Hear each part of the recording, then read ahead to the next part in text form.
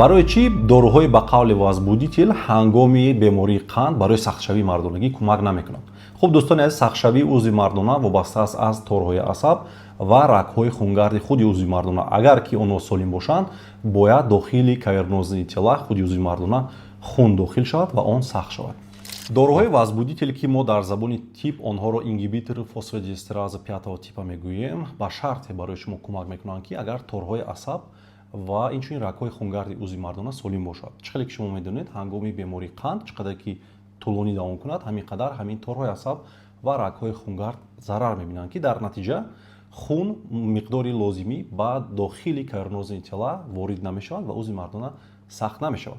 барои ҳамин бисёр беморон шикоят мекунанд ки ин гуна доруҳо, яъне вазбудитилҳо ба қавле аввал кӯмак мекарданд, акнун дигар кӯмак намекунанд. агар дар шумо ин аломатҳо бошад ва шумо бемории қанд дошта бошед, ҳатман табобати асосии қандро гиред ва ба духтури уролог, андролог низ муроҷиат кунед.